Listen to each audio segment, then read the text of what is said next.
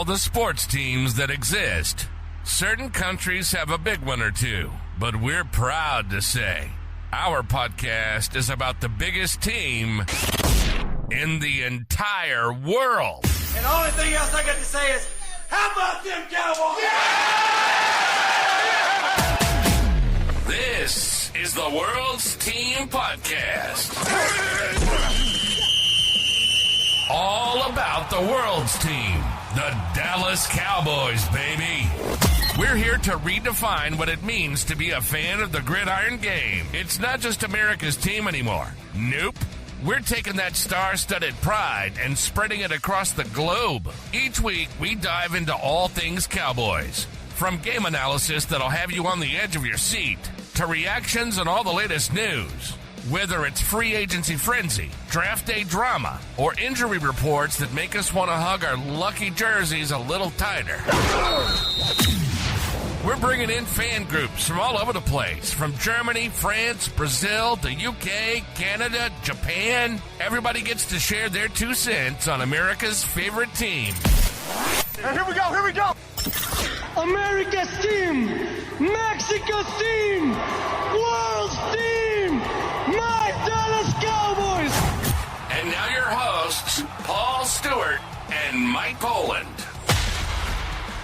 Hello, Cowboys Nation. It is the 9th of November 2024, and welcome to another episode of the World's Team. It's not just America's team, it is the World's Team. And as always, I am your host, Paul Stewart, and I'm joined by my good friend in arms, my brother. You can find him on bloggingtheboys.com. It is Mr. Mike Poland. How are we doing, brother? Yeah. I mean, it is a somber week for everybody in Cowboys Nation, but as they say, Paul, the show must go on. So, as bad and depressed as everyone is, we're here to try and liven everyone's mood. Yeah, totally. And that's the thing we'll probably just kick right off into this week's show is, what are your general thoughts of the Dallas Cowboys as of this moment? Dysfunctional, I think, is the one word to use. I mean, like, the thing is like, you can go back and watch the UK Cowboy show or this one that we've done in the preseason. It was quite predictive. Not the injuries. You can never predict injuries, and you don't want to forecast them either. But you could predict by the way things were going that this was going to be a down year. That you know, we're on a downward slide year. All you were hoping for is that your star players would just try and shallow that slide down a bit. But unfortunately, your star players are the ones that are injured. And, you know, I've mentioned before on Twitter that the Cowboys are so top heavy. They are a good team. The issue is they're very top heavy. You start chipping away at that, or you start losing some of those top players, they don't really have the depth to be able to pick themselves up and like other NFL teams do. They have the depth to be able to grind through this. The Cowboys don't, and we're seeing that this year. Yeah, totally. I mean, my whole overall viewpoint is I was excited about Mick Zimmer, which we will talk about later on. And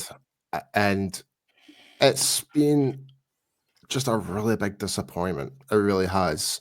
And I had like somewhat of pure excitement because I was expecting the Mike Zimmer from Cincinnati.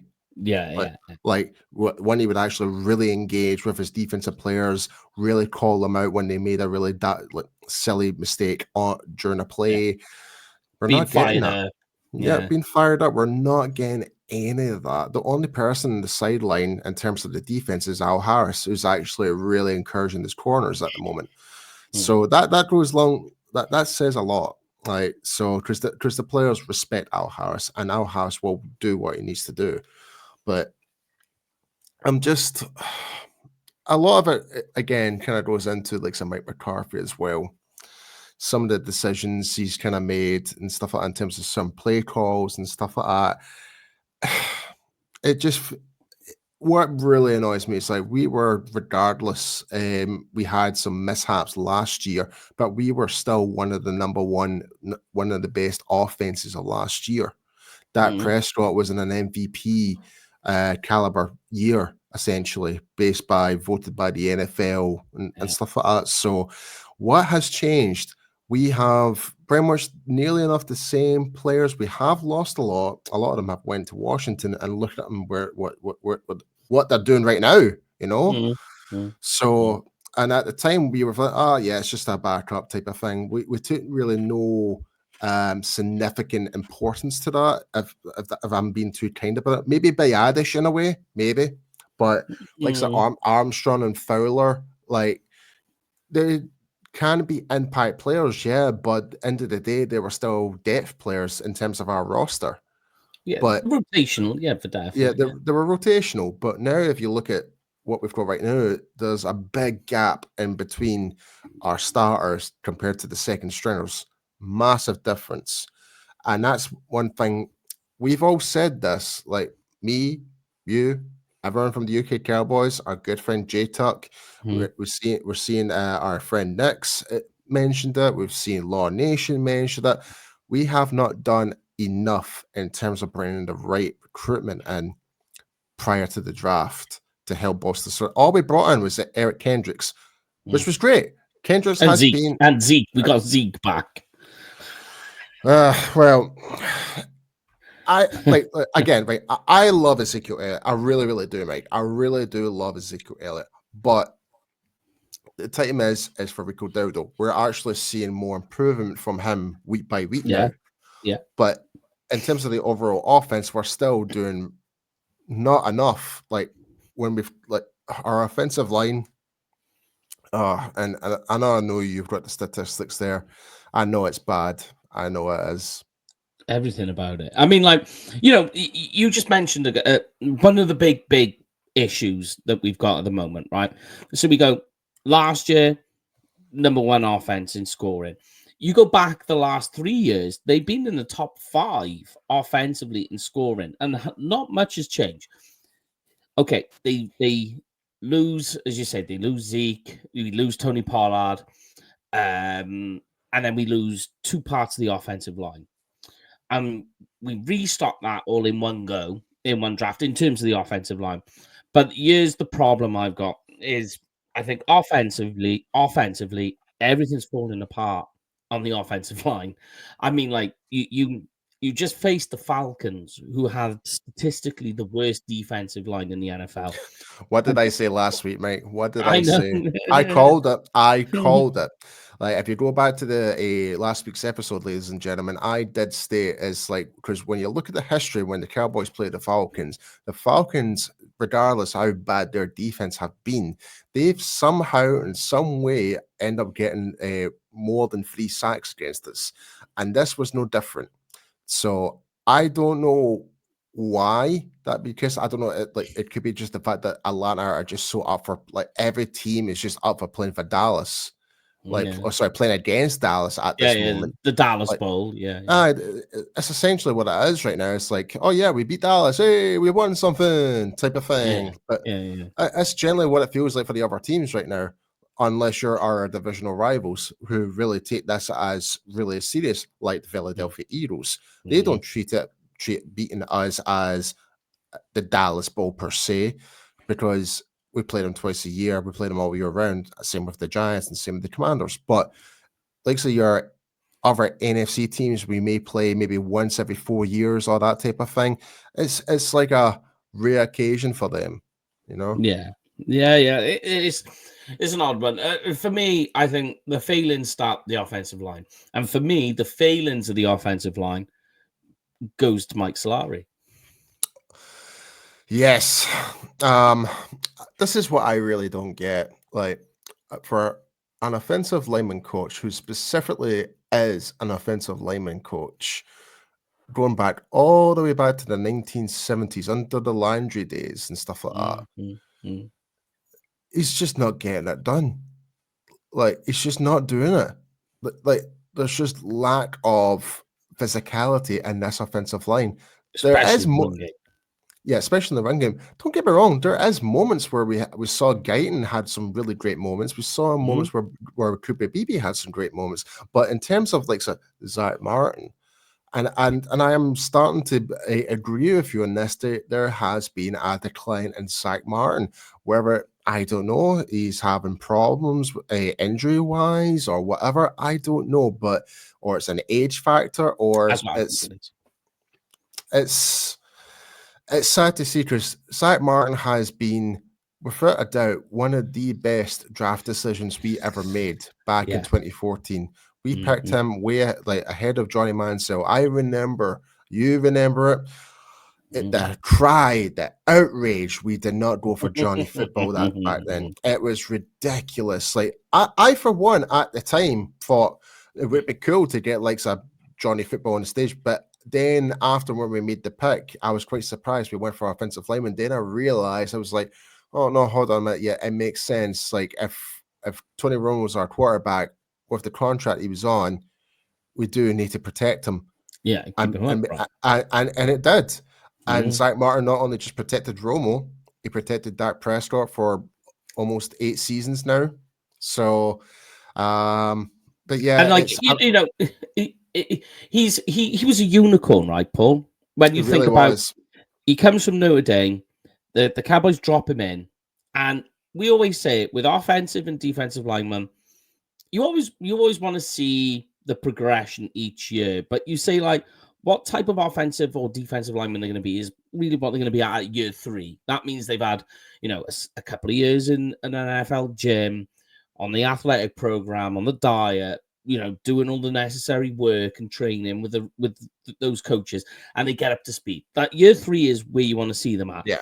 But Zach Martin, they drop him in, and it's instant, and it's boom.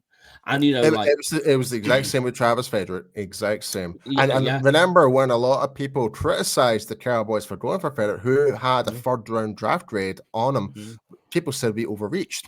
Travis Frederick is going to be in the Ring of Honor, no doubt. Yeah. I mean, like, quality player, and the pair of them, you know, when you think, and it was all part of that whole bringing up the offensive line and all the rest of it. And then, but this is the sad part, and it does break your heart because you love Zach Martin so much. And you know, we've spoken to Zach Martin, really nice guy, very intelligent guy, really nice guy. And you know, you look at, it was last week was the big one, is that Rico takes a handoff, it goes to the right, and Zach Martin just has to reach across, get his guy, and just basically get in the way at this stage. And Dowdle's off to the races. It's a touchdown. And instead, it's a tackle for a loss because Martin, for whatever reason, he can't mobilize himself to get over there quick enough. And you think Martin of years past would have done that in sleep.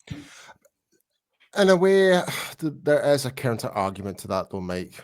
Like, and I've said this a few weeks. I do agree there has been a decline in Zach Martin. One of the other factors I do believe, including age, is the fact that he is having to babysit Terrence Steele and Cooper, and obviously kind of help out Cooper Beebe being the rookie. So that I do think that plays a factor in as well, because if we break down the film, there has been moments where Steele really struggled and Martin has had to help him out. And that now just left the A gap, essentially. Yeah, I mean, there is a little bit of that. I mean, I wouldn't say it's significantly the main reason, but I'm not disagreeing. There is a factor towards it. Yeah. I agree that Steele is having his struggles. I mean, like, a lot of people are trying to, including Duke Manyweather, is trying to defend Steele and saying it's not all bad. Look at this, and I agree. There were plenty of highlights of Steele executing and doing fantastically. But offensive lineman is not about the 60 snaps you do well. It's about the 5 that go wrong. Yeah. And when it comes to especially when you're in the professional leagues, that you have to leave no room for mistakes. That's exactly. A fact. That's what I'm saying. Like, if one offensive lineman falls, all of them fall. That's a fact. Yeah, your offensive line is only as strong as its weakest link. It is a weird thing to say. It's a shame. Yeah, but that's our overall thoughts with the season so far. Obviously, we're completely disappointed with the loss against the Falcons. I think it's kind of safe to say, well, we kind of think the season's kind of somewhat over in a way, but we move on. But anyway, with the latest news, ladies and gentlemen, so Dak Prescott is going to be out for a minimum of 4 weeks, and he might need surgery, but if so, he will be out for the season. So, not the best news that we wanted to hear, right, Mike?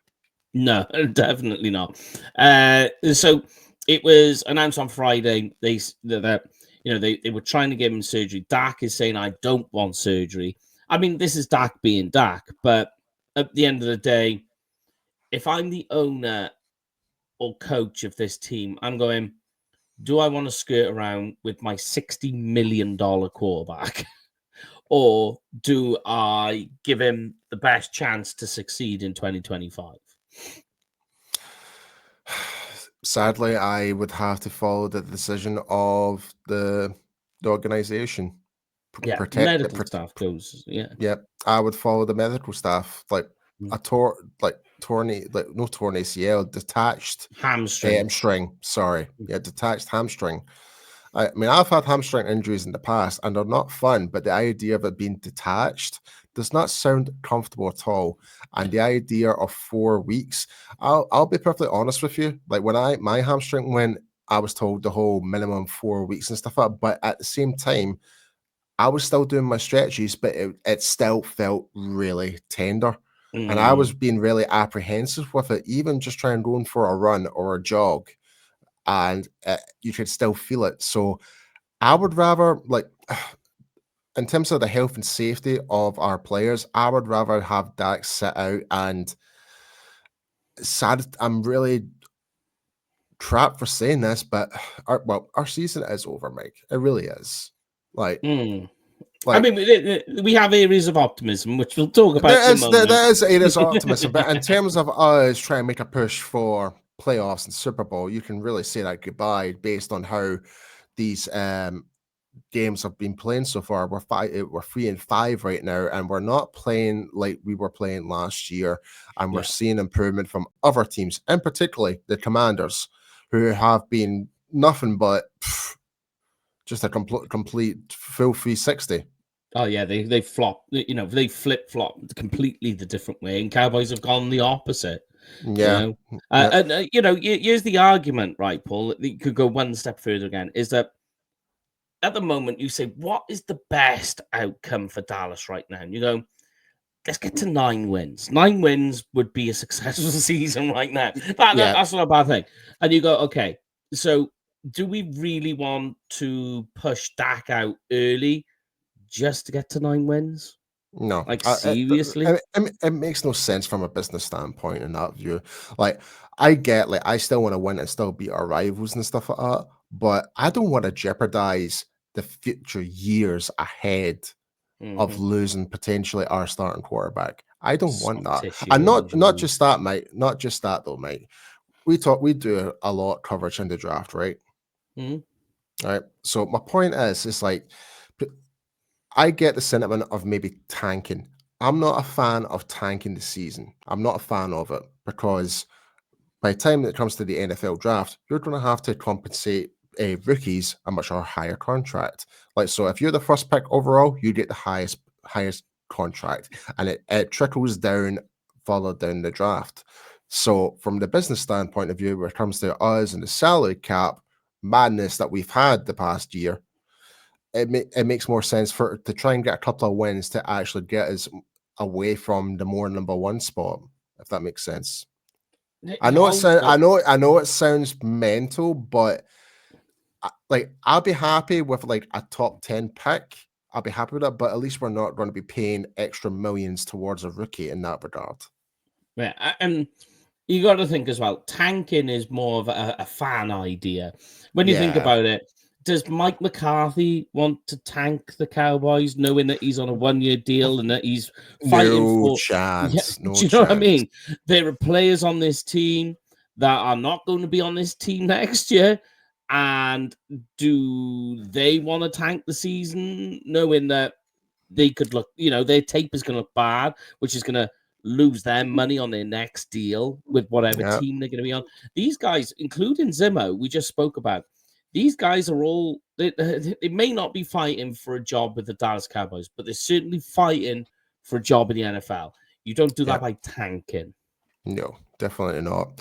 That's what kills your career, essentially. It really does. It doesn't make any sense for these boys. It doesn't send the right message to players and right message to coaches to do that type of stuff. It just ruins your job and your reputation, essentially. So I don't agree with that whole sentiment on that. No. But in other news, going back to kind of what we mentioned, we did make some moves and before the trade deadline. So we brought in wide receiver Jonathan Mingo from the Carolina Panthers. We spoke a lot about this on Thursday for the UK Cowboys. I get why we did it, but I am not happy of what we gave up for it, and also the timing. Timing is what it is for me. The timing's terrible. Like, why? That, we just mentioned now, Dak might be having season-ending surgery. The announcement is made in the morning. Dak is got this hamstring injury, might move into injured reserve. In the afternoon, it's, we traded for Mingo. And you're like, why now? Like, you were dead silent through all of free agency. You were dead silent all through when the offense was struggling, when Brandon Cooks went down. You do all of these things that the offensive line struggles happen, and you go, okay, all right. And then they go, now we're losing our starting quarterback. I tell you what, now is the time to go get our wide receiver too, or another offensive weapon. The timing is obscure as hell. Like, so more that I kind of reflect on this, right?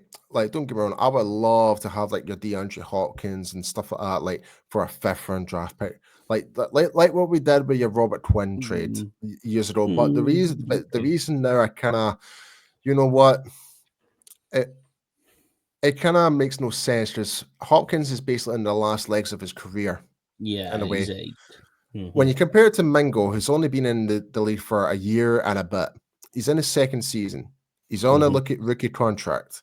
So there is positives to this particular trade. We did get a 7th round pick back, right? Yes, we did. Yeah, we get so we got that back. At least there is something like that. It's the idea of a 4th rounder. Like if we traded again, that's 2 years in a row. Like it's not putting Cowboys fans at ease the fact that we made a trade for a 4th rounder for a quarterback who we do not use, which we will talk about shortly. And it's just like we could have used that pick for a brand new running back like Braylon Allen, like that's who I would love to have got. But no, we didn't. We ended up getting Trey Lance for what? Just to sit there on the sideline as a 3rd string quarterback? No. But where compared to Mingo, I think that's kind of like, it's just the idea of the 4th round. Will Mingo be featured more at some part of the season? Most likely. Like, because when you look at his statistics right now, it's not particularly great. He's not scored any touchdowns in the NFL as of this moment. But there is a lot of dysfunction, worse than the Cowboys in Carolina right now. Like their offensive line, their offense, you name it, it is absolute dog water right now. And I'm sorry, Panthers fans, but it is. But Panther fans are in shock the fact that we gave them a 4th. They're up in arms celebrating about it. And I don't blame them. I do not blame them at all. But do I believe that and this is a thing I do truly believe in, is Mingo in the right situation when he was drafted to the Carolina Panthers? No, probably not. Is he going to have a better opportunity to actually show his skill sets in Dallas? Potentially, yes. So there is an upside to this, but I just don't like I just feel like the Dallas Cowboys front office are getting advantaged of Oh yeah, in big nearly time. nearly every trade that we do. Yeah. Like They were fleeced. They were like fleeced. like even when we're trading players away. Remember when we tried to trade away Lyle Collins? Everyone said, "Nah, we're good. Nah, we Look at don't want Mari to get." Cooper. Well, I'm just about to mention that you've got a Lyle Collins who we tried to trade away. We didn't get anything. Ended up going for free, going to Cincinnati. We did end up bringing them back. Then we traded for a first round draft pick to Amari Cooper from the Raiders, traded them away for a fifth. Then all of a sudden, when he's at Cleveland, gets traded, was it for a third and a fifth or something like that? Yeah. Like, and he was just like, what in the hell? It's just so incredibly frustrating, the fact like They're so bad at trading. They're bad at trading. You put a tweet out. You said the Cowboys suck at trading. They do. We do. We suck at trading.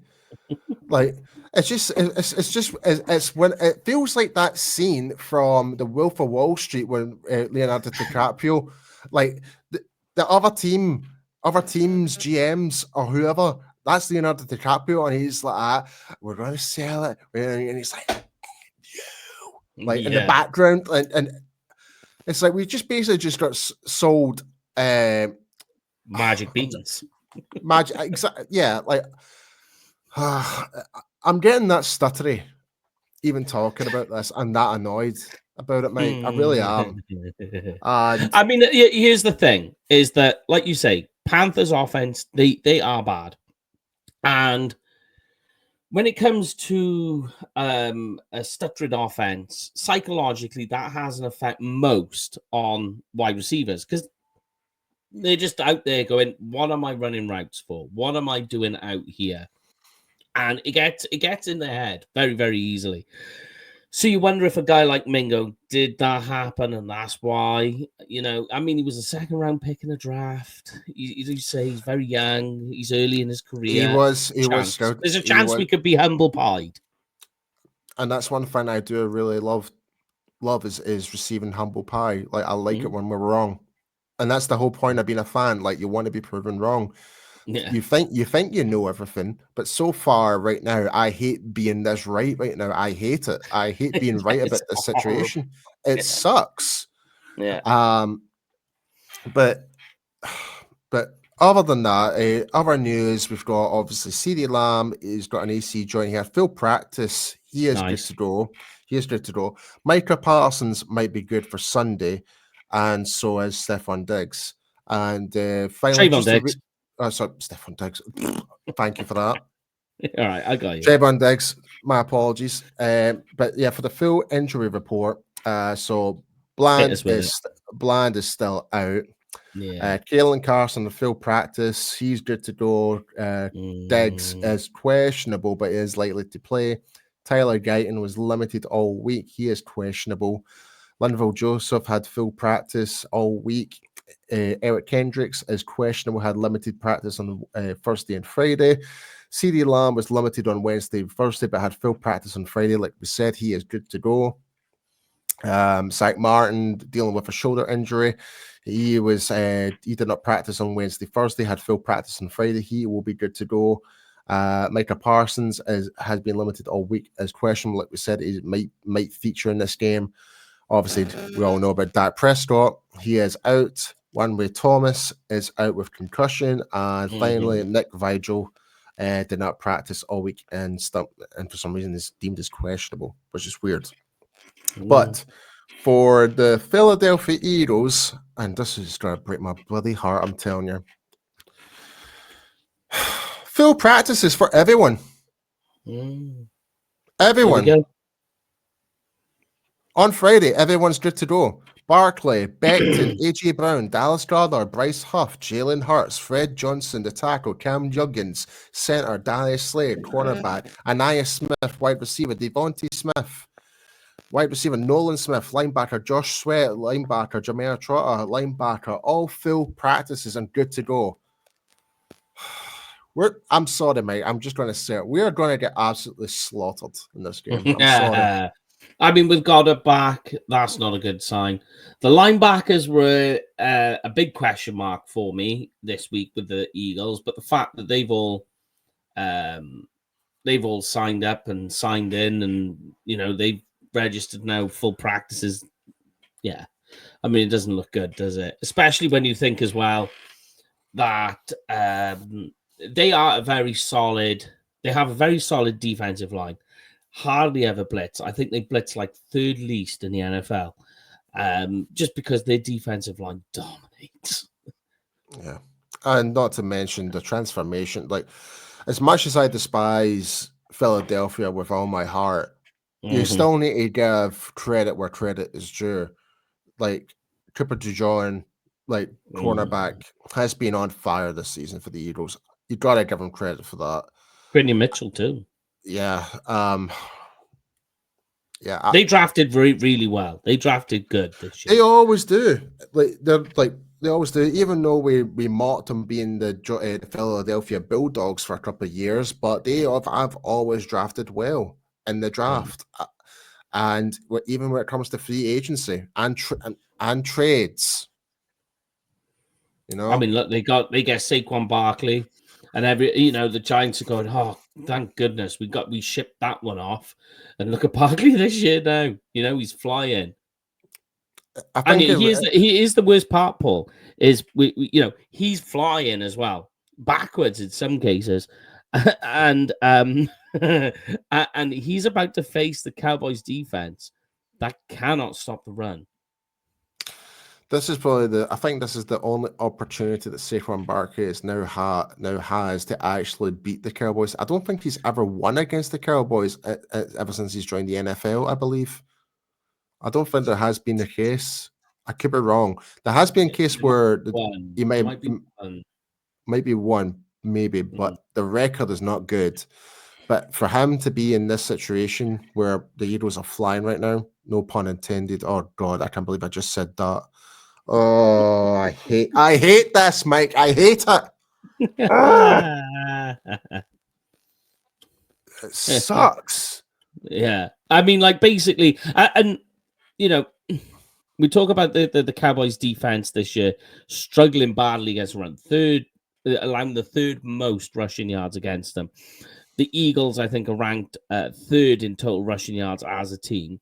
But their kryptonite for the last few years, even when they've been able to do something, slow down the run in years past, their kryptonite has always been rushing quarterbacks. And it's generally a cheat code at the moment in the NFL, but they have always struggled against rushing quarterbacks. And now you think they're struggling against running backs. They struggle against rushing quarterbacks. That's exactly what the entire Eagles offense is predicated on. No, they don't. They haven't got that many passing yards. That you look at Devonta Smith, who's their leading wide receiver. He ranks 32nd in the NFL in receiving yards.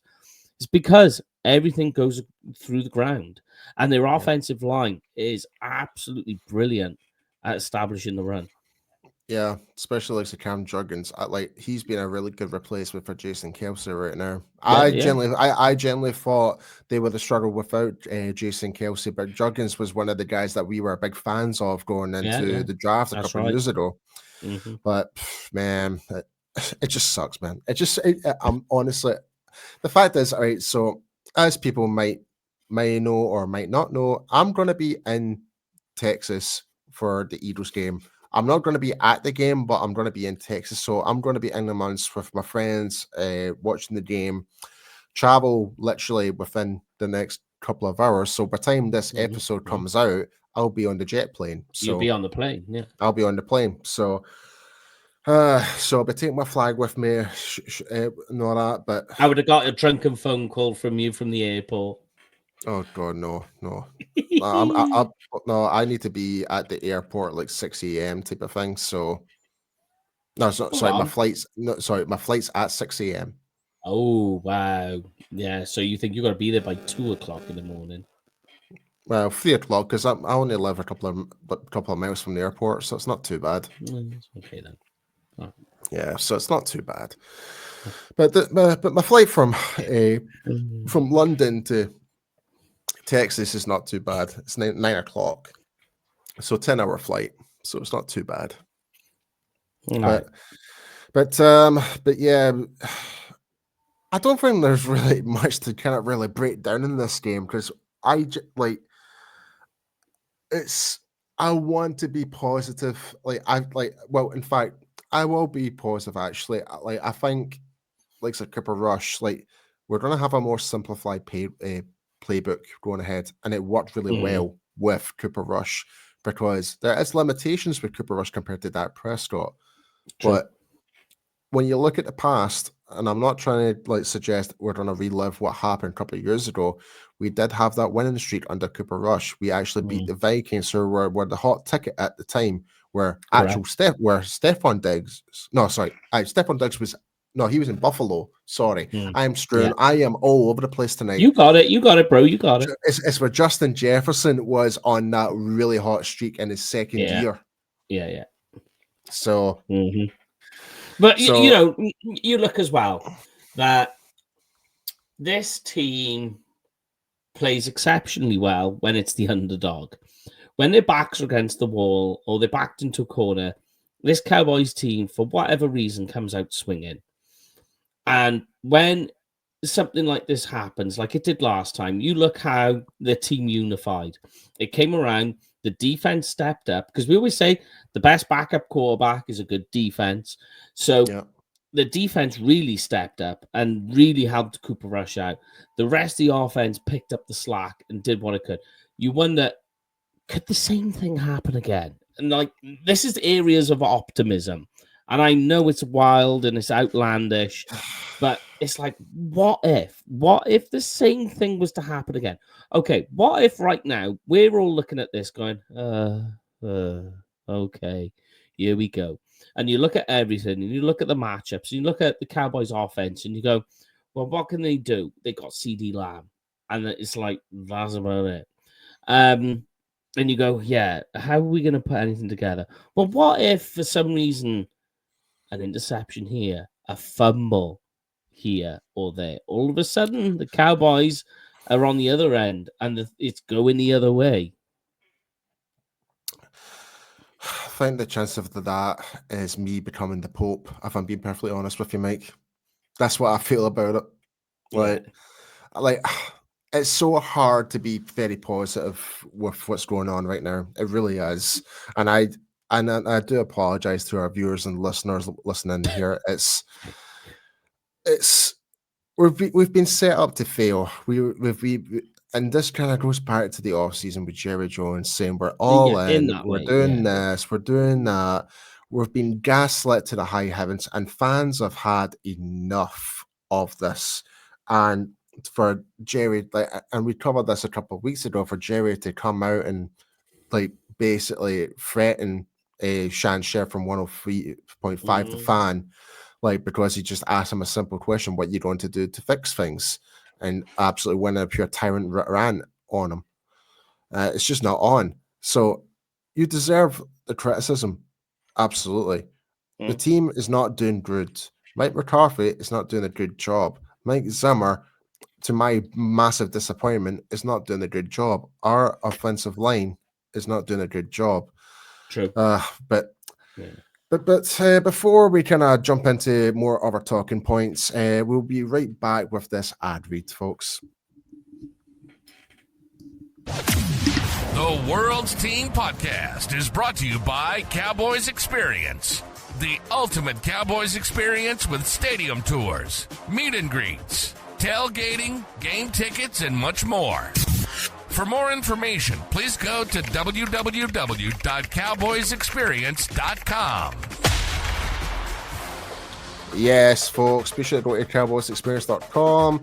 Be sure to use the discount code WorldsTeam 2024. I will be with Cowboys Experience for the Sunday afternoon before the Texans game, which is on Monday Night Football. So I'll be with Barry and the crew, and doing some work. May get to interview some players for a little bit, try and get their overall world perspective on fans and stuff like that, just to really bring Cowboys fans all across the world more together that way. So I'm really looking forward to that and catching up with Barry. And but yeah, go and check them out, folks.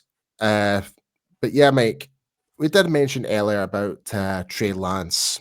So Jerry Jones stated this past week that in their playbook, they have a couple of design plays just in case. Yeah.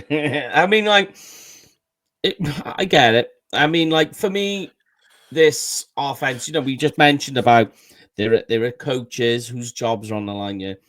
It's Cooper Rush at the moment. And Mike McCarthy will put his foot down and be like, no, this is Cooper Rush's, unless things get drastically bad. Then we'll see the change. But, yeah, I mean, Jerry came out and said, we've got a few design plays in the playbook for Trey Lance if we decide to, or if Mike McCarthy decides to. For me, I think I've seen enough of Trey Lance now. I've seen what's there. Like, can it get into the experimental phase with the coaches? Put Trey Lance out there, I would say yes. It's very possible, but for us to get there, things have had to have gotten very bad. It's just, I can't believe we're still talking about Trey Lance. Like, honestly, and here's the thing: he's on his last year of his rookie contract. Cooper Rush's last year of his rookie contract as well.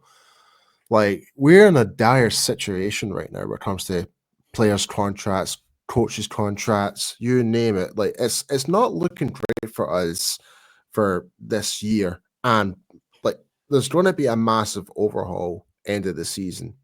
Oh yeah, yeah. I mean, next season it or will not, look very different. Something it's gonna look rather different. If we keep Mike McCarthy, which I think personally is not the right move, I think we do need to look in a different direction. What I don't want, no, Mike, is someone that's part of the Cowboys coaching tree from the past. I don't want that. I want someone with fresh ideas, fresh instinct. I don't like fresh eyes. I don't want the likes of Kellen Moore to come back as our head coach. I don't want that. I want like the thing I want the most is likely never going to happen. The likes of Ben Johnson from the Detroit Lions. That is never going to happen because he'll have his ideas and Jerry won't like that because he has no control. That's the problem. Yeah. I mean, like, people asked, before about why Jerry never takes on like a college coach and what have you. And it's like, because these college coaches, they're all, the younger coaches, they're all, they will go rogue because these ones, they're all young enough that they can still go out and get another head coaching gig or coaching gig in the NFL. So Jerry likes things done a certain way. So you get the vet coaches in who are a lot more aged, a lot more, have a lot more years under their belt. So you can be like, this is how I want it. That's how it's going to be done. And they'll go, yeah, okay. Yeah. That's the trouble there. Yeah. But going back to the discussion for this game, what do we need to do to win this game, no, Mike? We do need to ask this question. It's going to be a massive uphill battle, personally, for me. Like, with Dak being out, CeeDee Lamb not necessarily 100%. He's questionable. He is he's not questionable. He is going to play this game, but how much is that shoulder going to be a factor in this game in terms of catching? Like, how's the other players going to react? We're still down with the majority of our starting defensive line. Like, the only players I can really see making any impact to make a change in this game is the Marvin Overshawn. That's the only guy I could really think of as of right now. Yeah, true. I mean, in order to win, it is stop Barkley, stop Hurt, and everything else will sort itself out. The trouble is you've asked the Cowboys defense to do that for the 9 or 8 other weeks, well, games, I should say, then, this season, and they've proven that they can't do it. Yeah. So what about your thoughts about our run game against this defense, Mike? Like, Dowdle has come on nicely. 6.2 yards per carry last week. Yeah. As mentioned at the start of the show, though, he was up against a Falcons defense that was one of the bottom end of the NFL. He's going to have to step up. He's going to have to do more. Whether we see some Zeke sprinkled in, how they deal with that with Dalvin Cook, I don't know. Yeah. See, that's another enigma that we're still questioning. What was the point of bringing Dalvin Cook in if he's only getting featured, and what we're doing with Zeke? Like, I know he was not on board with the Falcons game. Had to, like, I believe it was like personal issues. That's because he was missing meetings and stuff like that. Yeah. Like, so I get that. Fine. Like, I think initially we thought, oh, Zeke's just going rogue. We didn't like that, but until we found out more information that it was more personal issues he had to address, and that's why he was late for meetings. Totally understandable. So, but the fact is like we just don't have any consistency. We don't. That's our problem. And you look at it that, you know, you think the Eagles' defensive line will go, don't worry, we should be able to handle this offensive line and what the Cowboys throw with us on the ground game. So then they say, right, secondary, concentrate on Lamb. That's it. Yeah. You're one-dimensional. You're not just one-dimensional. You're one-dimensional with one player. And I know the Cowboys' offense generally funneled itself through CD Lamb anyway, but it still had options. And, I mean, you can't establish the run. You can't use the play action, the RPO. That's what messes the Eagles' defense up. Yep, totally. Well, I think it might be time for your Would You Rather this week, Mike. So, all right, hit me with it.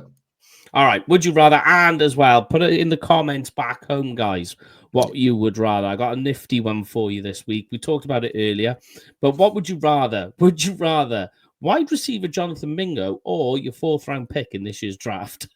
4th round pick. I'm sorry. Reason I say that is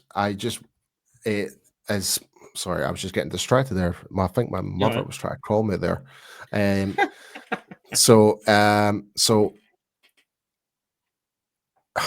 sorry. Jonathan Mingo. Jonathan Mingo, 4th round pick. You say 4th round pick. I would rather have the 4th round draft pick because you could get an wide receiver much younger with a much more cheaper contract that way, or a more better position of need, which we really clearly need a lot of as of right now. So that's my main reason why. They still have 9 draft picks. You know, that's one. I guess. But obviously, the thing is, I suppose they're in hindsight, the Cowboys have done their due diligence with Jonathan Mingo in that draft process a year and a half ago. So they know what he's all about. Obviously, I do, and this is the point I was trying to move. I believe a player it's not so much where he goes to, it's all about the system that he fits into. Yeah. The system is important. Because we talk about like the quarterbacks and stuff like that. Just because you're the 1st overall draft pick going to a team, you expect instant success. Does this actual player, if it's quarterback or linebacker, fit into your system? There you go. Yeah, I agree. It's all about system and coaching first, mate. I totally agree. So, yeah, there we have it. But do you want to do bold predictions? Oh, do we really have to? All right. I tell you what. I will go with bold prediction, right? All right. This is my bold prediction. Cooper Rush throws for 2 touchdowns and 0 interceptions. It's not that bold, but think about the offense he's playing with. Yes, and the defense he's up against. There you go.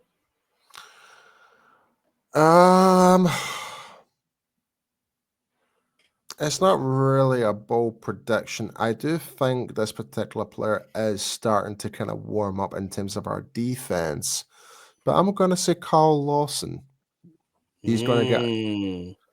I think he's going to get 3 tackles for loss and a sack. Nice. Like, yeah. I mean, he had 2 sacks last week. Yeah, I mean, it's not a bold prediction. If we want to go really bold, then we're going to win the game. That's it. Yeah. I could have said Cooper Rush has a hat trick, 3 touchdowns, 0 interceptions, but let's keep it sane. Yeah. I'm just not looking forward to this game at all, and this is the point I'm just not looking forward to doing the most. Store prediction time, Mike. Yeah, hit me with it. I've given my own. I think the final score is going to be Eagles win this one, 28-18 or 28-17. Based on our home performances this year against the Saints, the Ravens, the Lions, I'm just not feeling confident, and especially after looking at the last 2 performances against San Francisco and the Falcons. I'm going to say, and this breaks my freaking heart, Eagles 41, Cowboys 17. Oh, wow. But we've got the Cowboys scoring the same. Yeah. Yeah. Honestly, this just unbelievably sucks to be like. If we end up winning, and don't get me wrong, it's amazing to beat your divisional rivals. It's always good to have that upper hand on them, but especially the Eagles. Yeah, it might dampen their chances getting to the playoffs and stuff like that. Great, that's wonderful. It might affect their seedings going forward, because their record right now is actually more superior than us right now. Obviously, I think was it they're 6-2 right now. Yes, correct. So it's just after, if we were to beat the Eagles, after that we've got the Texans, then the Commanders, then the Giants, then the Bengals. All still tough games when you really look at how we're performing right now. This point in the season, before the season started, I thought this part would have been the more easier part of the season. But after going through basically the house fire of the part of the season that we did go through there with the Lions and 49ers, which is now over with, it kind of leaves a lot more questions unanswered about this football team right now. So my optimism is really at a really down low right now. And as our good friend and our former boss, RG Ocha, he's feeling the exact same as well.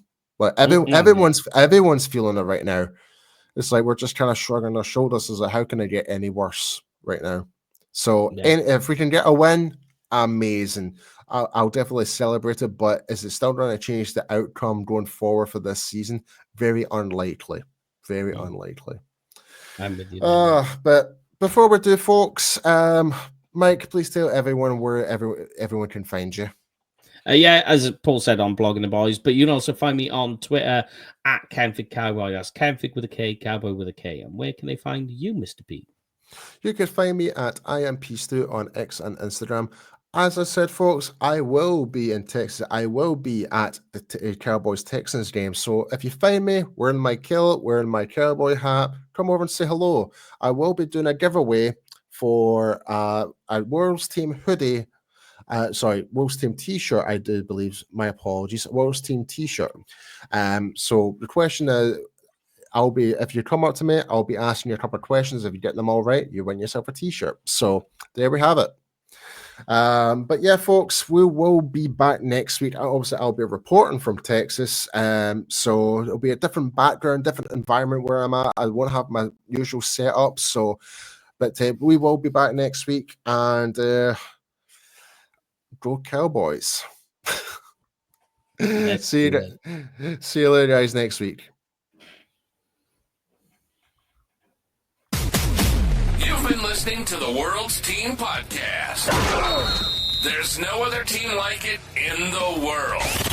Nothing more electrifying than the Dallas Cowboys. And we're here to prove it. We bring in fan groups from Germany, France, Brazil, the UK, Canada, Japan. We're everywhere, baby. We hope you've enjoyed the show. If you did, make sure to like, rate, and review.